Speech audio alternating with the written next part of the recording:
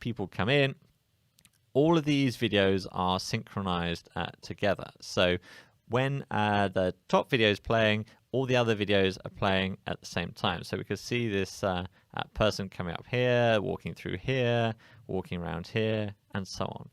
And if we want to go back in time, we can do that, and it will go and ask for the video. Again, this video is coming from the cameras, and in this case, because I'm remote, it's coming from the cameras through the cloud to my browser, and it's synchronizing all of those in real time. And I can do the same things, such as yesterday noon, and it's going to go do that for all of the cameras. And I can go and again export footage for one of the cameras from this interface, should I want to.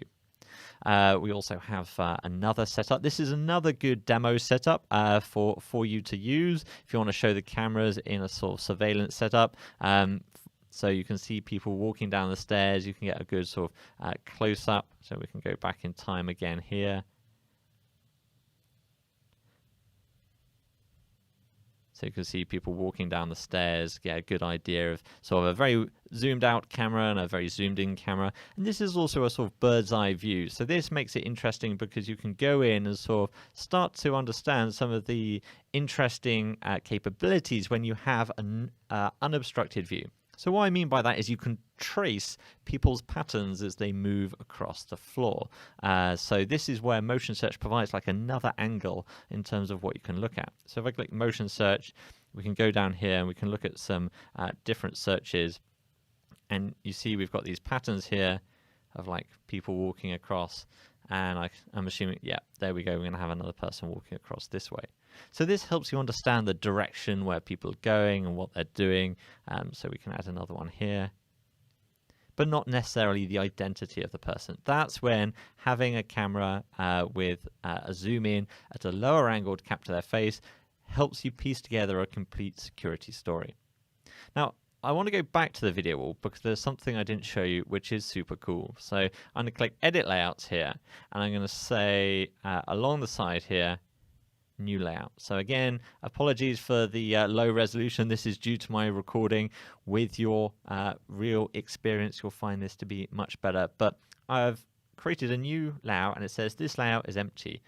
Do I want to add some more cameras? And here I have all these thumbnails, and I can go in and say, okay, I want to add this one, for example, and the bike room, and I also want to add this coffee bar one, and I want to add another one, and this outdoor one, and maybe I want to go down here and add this one and this one. So you can have up to 12 individual video feeds per video wall, and you can have as many video walls as you want. So if we go back to my new layout here, you can see I've got all my little tiles, but I can then expand these. I don't have to have it just like that. I can have a completely custom layout. Maybe I'm more interested in these videos being large. Maybe I don't want this one anymore. And it's creating this completely dynamic layout with no software, all in browser. And what's really cool is you can take each one of these and you can duplicate your browser tab, and then you can have multiple video walls running simultaneously. And if you have multiple monitors, you can have them on multiple monitors. You can create a very complicated, highly detailed video sort of monitoring server or computer where you get to see 10s or 20 or I think I've had up to about 50 video feeds simultaneously playing back across all of these monitors, as you would do in a sort of like a security nerve center. So that really is the sort of core of the demonstration. We're talking about how simple and easy it is. The lack of things to configure is a huge benefit. That's what you should be showing. So we're going to go in here and look at one of the last things that I want to show you in terms of configuration, which is the camera only permissions. So typically I want to show the individual cameras, how easy it is to find video at different points in time, the real power of motion search, saving you time, how you export video, then the video wall, and then finally, typically people have the need to allow staff in their organization access to the cameras who aren't network administrators. So to do that, you can create specific administrators for the cameras. So I'm going to select Amanda here, and Amanda can view live footage only for only a select camera. And I'm going to select, say, the bike room entrance rack. And so maybe this is someone who's managing reception, maybe they need to watch the back door or to see if a delivery truck has arrived. They don't need historical footage, and they don't need footage to maybe more sensitive cameras in, say, maybe the cash handling area, but they do have a need for video. Well, you can very easily define a role which gives them access to just this camera. Or I can add another user, so let's add Ben here, and Ben can view any footage, both live and historical, but he can't export the footage. And instead, then I can go in and say he can do it by camera tag, so all the 5th floor cameras. And then finally, we could go in and we could pick someone else here. So we could pick Chris, for example, and then I can say Chris can view live, historical, and export footage for all cameras in this network. So with these controls, you can very easily provide granular access to the cameras, which is often a strong requirement for customers.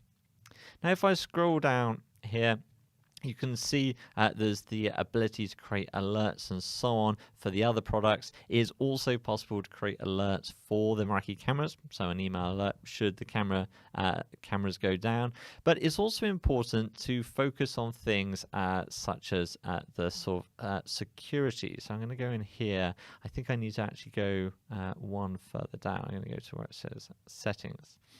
So in the organizations page here, you can set things such as the strictness of the password complexity, the need for 2-factor, and all of these things apply to the cameras as well.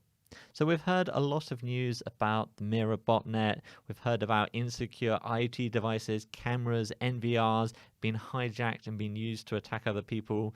The prevalence of default or hard-coded passwords within IoT devices.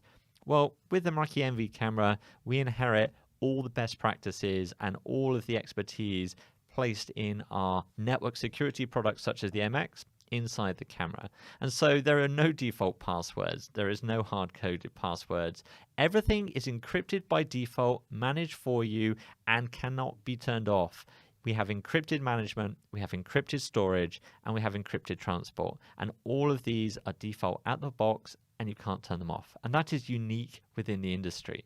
And I feel this is going to be a more and more important decision when customers look at buying technology, which is their confidence in the security of it and the likelihood it could compromise their network and IT infrastructure. And with Meraki, you get the best possible camera security platform out the box with no extra work.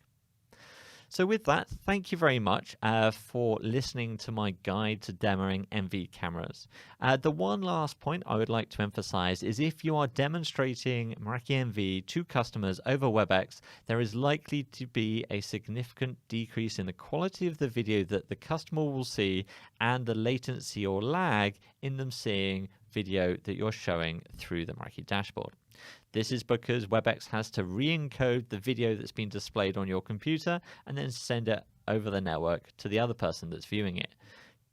This process incurs additional quality loss, it incurs additional delays, and is normally fine for a PowerPoint presentation, but will have quite a significant impact on the customer's experience of your demonstration when done remotely. I highly recommend you set expectations correctly at the beginning of your demo, that when they are viewing this, that they are not seeing the real end performance of the system that they would have if they had it up and running. To that, with that in mind, I highly recommend either demonstrating this in person with a computer on the customer site, or if that's not available, once you have demonstrated it to them with this caveat, offer them a trial where they can try the cameras directly for themselves.